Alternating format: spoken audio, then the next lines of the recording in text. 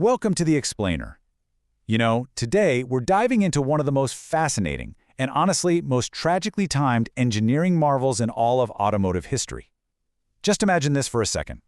Pouring years of relentless innovation and immense capital into creating the absolute, ultimate, uncompromising luxury vehicle, only to release it literally weeks after the worst financial crash of the 20th century.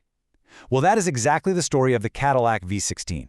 It's a mechanical masterpiece that launched straight into the teeth of the Great Depression. So, to really understand the Cadillac V-16, we have to grasp what it represented to the people who bought it. Augusta Little, an original owner of a 1931 Sport Phaeton model, really hit the nail on the head. She described it as a Sunday go-to meeting car, noting that it was pure pleasure, not a utilitarian vehicle. It was never meant just to get you from point A to point B. This was a rolling statement of staggering wealth, opulence, and an absolute refusal to compromise. It was a behemoth designed specifically to conquer the ultra-luxury market. Section 1. The Quest for Prestige and the Multi-Cylinder War. Okay, let's dive into this. To understand this fierce rivalry, we need to rewind a bit, back to the booming, prosperous 1920s.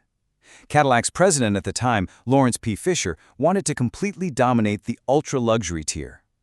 But there was a problem. Packard was the standard setter back then. They were dominating that elite market with their famous V12 twin-6 engine, which they had actually introduced way back in 1915. Now, sure, Cadillac had pioneered the V8, but by the late 1920s, an 8-cylinder just didn't carry that ultimate prestige anymore. So to truly reclaim their title as the standard of the world, Fisher realized Cadillac needed something unprecedented. They needed a staggering V16. Which brings us to engineering the secret V16 through some serious undercover operations. To pull this off, they hired engineer Owen Nacker to develop the engine in absolute secrecy. They even disguised the paperwork as a coach bus project just so competitors wouldn't catch wind of it. And man, what they were building was an absolute beast. We're talking about a massive 452 cubic inch displacement. That's 7.4 liters, producing between 165 and 175 horsepower. But the real kicker? Look at that torque. 320 pound-feet at a mere 1,200 RPM. That incredible low-end torque meant that even though the car weighed upwards of 6,000 pounds, you could pull away smoothly from a standstill in top gear without a single stutter. Oh, and the engine alone? That weighed around 1,300 pounds. It's just massive. But the thing is, it wasn't just big, it was incredibly refined. This V16 featured a narrow 45-degree V-angle, which allowed for perfectly even firing intervals, meaning way less vibration. It had an overhead valve design with fully machined combustion chambers. And perhaps most mind-blowing for the 1930s, it featured industry-first hydraulic valve lifters that eliminated the typical mechanical clanking you'd hear in older engines, making it so quiet at idle you almost couldn't even tell it was running. Plus, it was the first engine to actually look good. The wiring was concealed beneath styled covers, and the whole thing was accented with polished aluminum and black enamel. Moving on to luxury and custom coachwork, the Fleetwood Touch. Because, you see, an engine this magnificent required a body to match. The styling was shaped by General Motors' legendary design chief Harley Earl, along with the in-house coach builders at Fleetwood. And when you bought a V16, you didn't just pick a car off a lot. You commissioned a rolling work of art. Buyers could choose from over 70 unique body styles. One of the most famous was the Madam X style, which Harley Earl actually named after a theatrical play he saw in Detroit. It had this rakishly swept-back windshield, narrow pillars, and a lower roofline.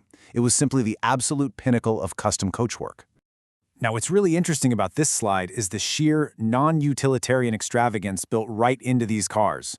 I mean, we're talking about hidden compartments integrated throughout the cabin for your gloves and maps. Doors that literally illuminated to guide passengers in the dark. For the folks riding in the back, some models even featured a secondary dashboard built right into the front seatback, complete with a Jaeger chronometer and an extra speedometer. Every single detail was crafted to scream exclusivity. There's even this legendary aura of luxury that included the occasional solid crystal steering wheel logo. Just insane attention to detail. Of course, all this bespoke extravagance came with a towering price tag. The 7-passenger Town Brougham model peaked at an astonishing $9,200. To put that into historical context, in 1930, that amount of money could easily purchase a very nice house in many parts of the United States. Next up, launching into the Depression and a truly tragic timeline. So, we have this mechanical triumph, an absolute aesthetic masterpiece. But as we know, history is often dictated by timing, and the chronological tragedy here is stark. Secret development began back in 1926, right in the middle of an economic boom. But then, in October 1929, the stock market crashed, plunging the entire nation into financial despair.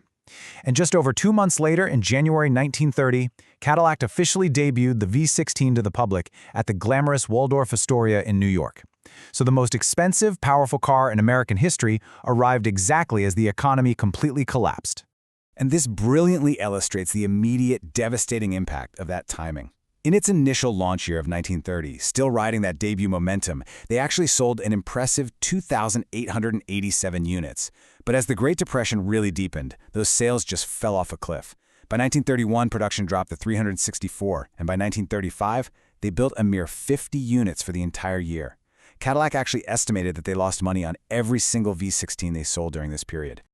Which leads us to the end of an era, redesign and retirement. So, despite these massive financial losses, Cadillac really struggled to keep the dream alive throughout the 30s. They introduced stunning aerodynamic designs like the 1934 aerodynamic coupe to try and stimulate sales. But to keep the model on life support, they had to make some drastic changes. By 1938, that original engineering masterpiece, the tall, sculptured, perfectly proportionate 45-degree engine, was replaced by a second-generation 135-degree flathead design. It was a simpler L-head monoblock engine that was virtually flat, hiding deep down in the engine bay. Now, it did maintain 185 horsepower, but visually, it was pretty uninspiring compared to the towering majesty of the original design. And ultimately, even that redesign couldn't save it. In December 1939, with World War II looming and the tough economic realities of a changing world really setting in, production officially ended. Over its entire 11-year run, only 4,076 Cadillac V16s were ever built. The chapter on this unprecedented level of multi-cylinder automotive excess was quietly closed. Finally, let's look at the legacy of the V16 as an automotive icon. You see, despite its tragic timing and the financial losses it took, the V16 isn't remembered today as a market failure. Not at all. It's remembered as an absolute pinnacle of American engineering. Today, historians and collectors completely revere it. The Classic Car Club of America universally recognizes all V16s as full classics. That's a really strict, highly coveted designation, reserved for only the finest, most exceptional, and historically significant automobiles built between 1925 and 1948. So its status as an engineering marvel remains completely untarnished. In fact, the legendary aura of the V16 is so powerful that it continues to inspire modern design. Let's fast forward to 2003, when Cadillac unveiled the 16 concept. Inspired directly by the 1930 original, this concept car housed an unbelievable 13.6-liter V16 engine, producing a staggering 1,000 horsepower. It just goes to show that the dream of ultimate uncompromising power never truly died within Cadillac's design studios. And that leaves us with a fascinating question to ponder.